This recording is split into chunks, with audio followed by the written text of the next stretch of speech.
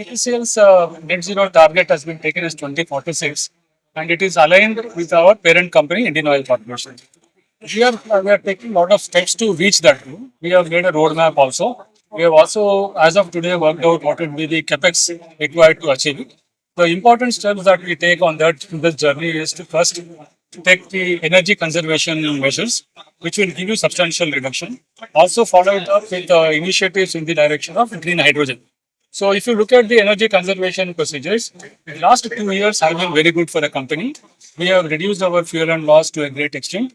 We are now, if you look at our energy conservation procedures, we are rated among the quartile 1, which is a Solomon Index who does the benchmarking for all the oil companies. They have rated CPCL as a quartile 1, which is the highest level with regard to energy conservation. So our energy intensity index is very low and we are regularly upgrading ourselves. We are bringing in new energy conservation measures and reduce it.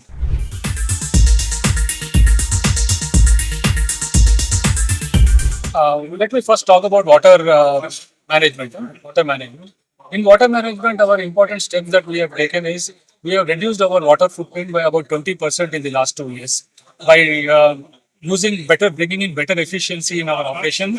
Our TTPs have become much more efficient. Our desalination plant also is very efficient now. We are constantly upgrading the technology to bring in better efficiencies and bring down our water footprint. So, in 20% reduction in 2 years is a very good step we have taken, and further reduction measures are also on.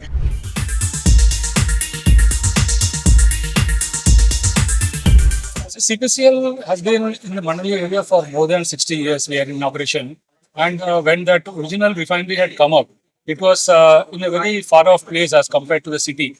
But as the urbanization increased, all the city limits have also exploded. And today, many of the inhabitants right across the boundary area. So this is a common problem which is happening due to urbanization. But then, as a responsible corporate, how we can mitigate this problem and how we can take measures so that we, as a responsible person, we take care of the society that we are functioning in. So we have built in the best control measures. Our stack monitoring is done 24/7 on real-time basis, and our transparency level is to such an extent that we are sharing this information to TNPCB on real time.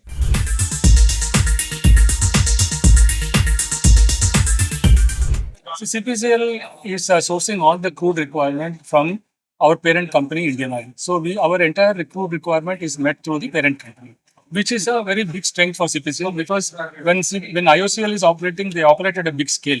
So for a refinery, a single refinery like ours, if we were to go and procure it, we will not be able to get the kind of deals that IOCL can give you. So that is one big advantage for CPCL. Secondly, CPCL is having a very robust and a very flexible operating system by way of which we can operate different grades of crude. So what we are doing is we already have a basket of about 160 different crudes that we can process. In addition to that, we constantly innovate. Like last quarter, we got crudes from three different sources, three new sources. One was from the West Africa, one was from the USA, and third one we got from Middle East. All three different grades, which we have processed in our plant, and the results have been very encouraging. So what we do is, in addition to having our own flexible operation systems, we also try to keep bringing in different grades of crude so that our operations can be very efficient and very flexible. So therefore, if if one grade of crude is not available, Indian Oil has the flexibility to source another grade of crude, and we will be able to do.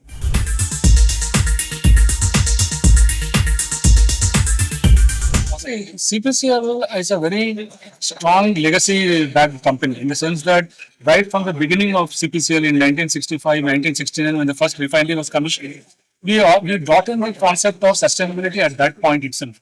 We had the sulfur recovery unit established along with first refinery in 1969.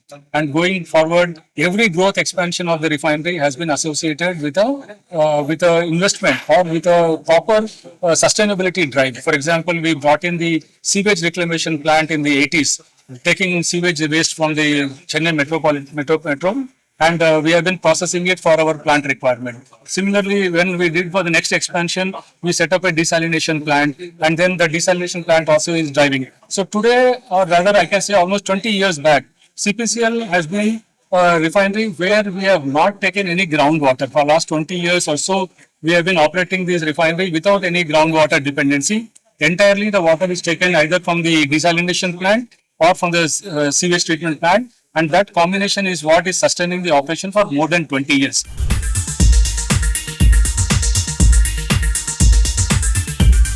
If you look at as an industry, if I have to give you the response to that, whenever you think about a growth, you build the sustainable requirements at the design stage itself. It should not be taken as a cost. Sustainability is really a good driver for the company's requirements, and it also meets the requirement of the company. That suppose, for example, my next expansion plan, I could very well have gone on a captive power plant. Rather than that, now we are thinking that I will switch over from my captive power generation to totally grid power, which can be green power.